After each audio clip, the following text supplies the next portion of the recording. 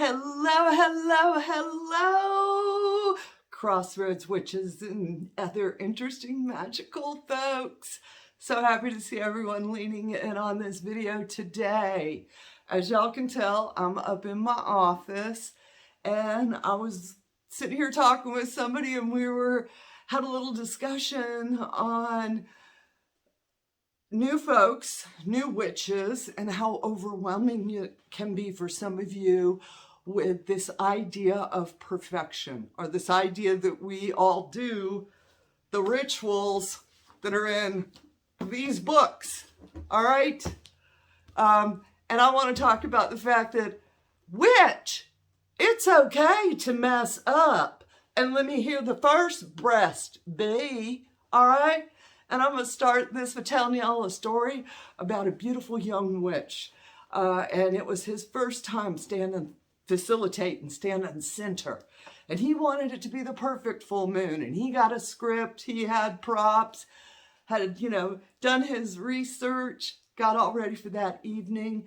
And during his opening invocation, his blessed bee became a breast bee. All right.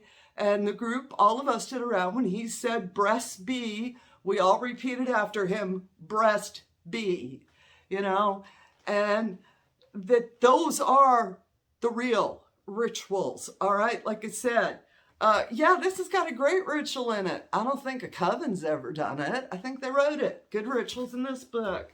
Good rituals in this book. Do you do them as they're written? I hope not, witch. Please don't. All right? Those rituals work well for the author, the writer of the book, for their group, their folk. It may not work for you, okay?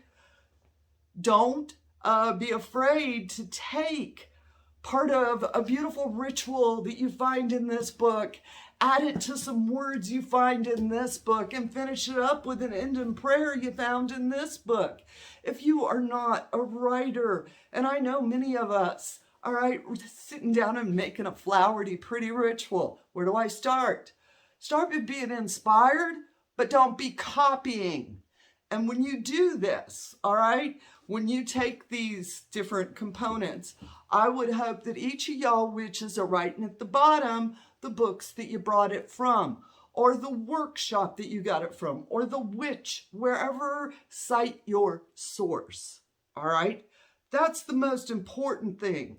Give credit where it came from. We have got some beautiful, absolutely, just amazingly talented magical ritual writers. Not all of us can be that, okay? So lean into the books, lean into all of the written knowledge we have, but know that's someone else's. Know what you put down on that piece of paper. You may get in circle and your blah, blah words come out, and that's okay, all right? We've all done it. Stand in circle, you're up there, you're doing a whole big feast for Hecate, and you turn around and you're like, to the goddess, I forgot her name. Yeah, that happens. Doesn't mean I have to start my ritual all over again. Doesn't mean Hecate isn't going to like me because in that moment I couldn't remember her name. No, honey. All right. We are not about perfection. We are a practice.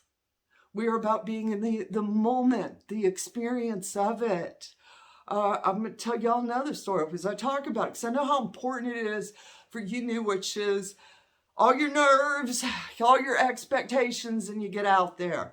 And so I'm going to fill your head up with a couple little stories so you feel better. I want you to know there was a witch out there who hollered breast bee in front of probably 30 people.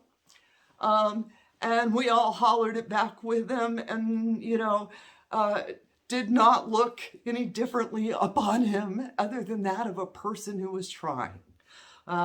The first time I stood as high priestess for a large event, all right? Probably, about 300 people on site. This was in Kings Mountain, North Carolina. There used to be this wonderful organization called Cat's Lair Temple. And they were such a great group, and they hosted a gathering every year there and had asked us, my group, if we would do the opening ritual on Saturday night, which is a very big honor. And so, of course, my group did the same thing that I tell you about this young witch, where we prepared, we planned, we had scripts, we had props, we had practice, we had rehearsed, we were ready. We were going to put on that ritual, you know, and had gone down to the ritual area, and they had set up this beautiful altar. Some of my folks just outshone themselves. I mean, it was absolutely gorgeous. And I, for the occasion, had made a special black dress, all right? And it had a little bit of a sleeve hang to it with a couple little tassels off of it. It looked really pretty. Well, I went down near the altar. My tassel got hung on the sequin of the altar cloth. And when I went to turn away, I took the entire altar with me. There's probably about 100 folks watching me clear the altar off like this.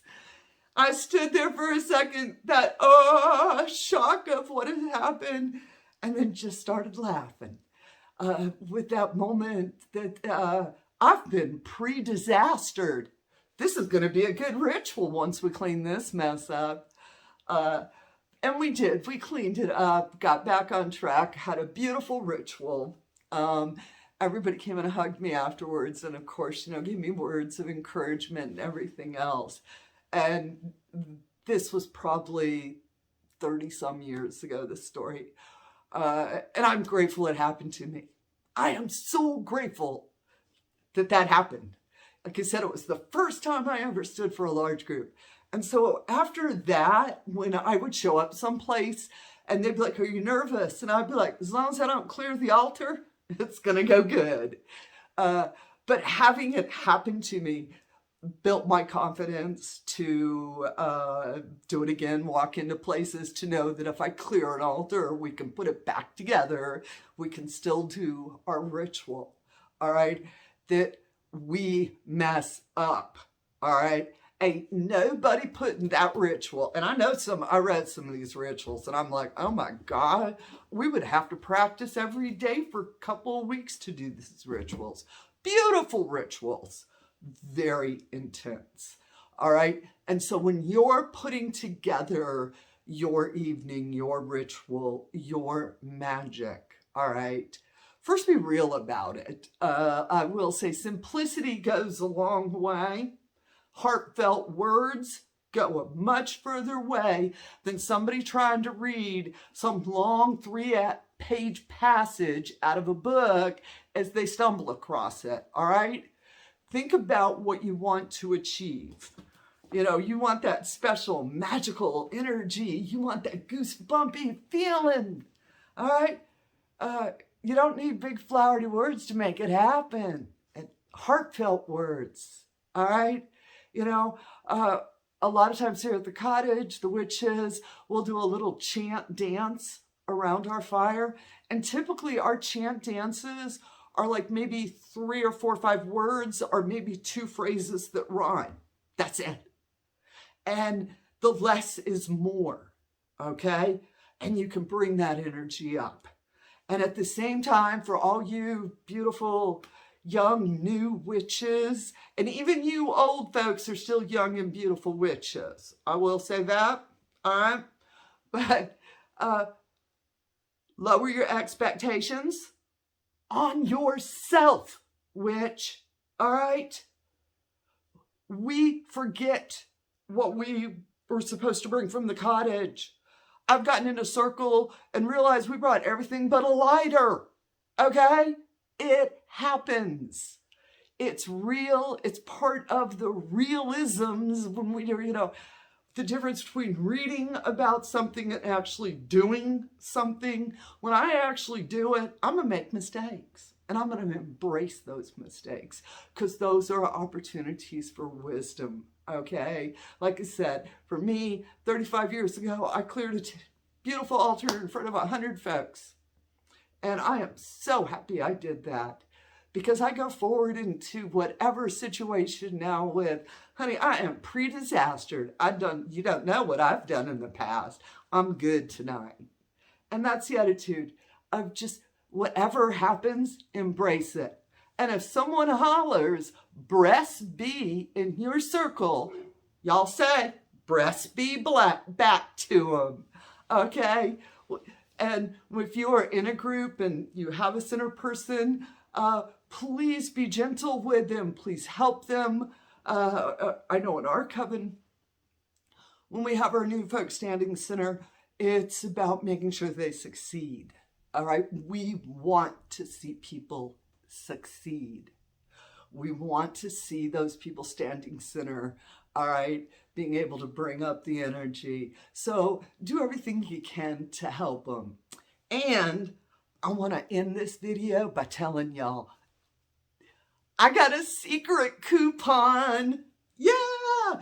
If you go to houseofwitchcraft.com and anything that you get on our site, if you put in the word dark witch, you will get 10% off of everything. So please go use that coupon.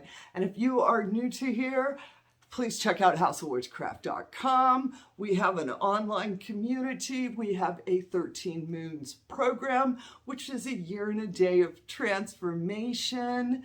And I'm learning to be an Insta witch. So go check me out on Instagram. Click that button as well. I want to thank all of you out there watching my videos. You are my supporters. Even when you hit that like button, all right, it lets me know that I'm doing a good job. I'm conveying good information to y'all. And so I'm going to keep this one sort of somewhat short. I ain't going to anymore. I just want y'all to know, go out there and make mistakes.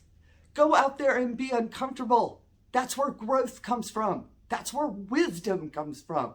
Go get you some. All right, witch. You go have you a bright, blessed day. Go fly those brooms. And as always, amen, blessed be, ashe, and ebabo.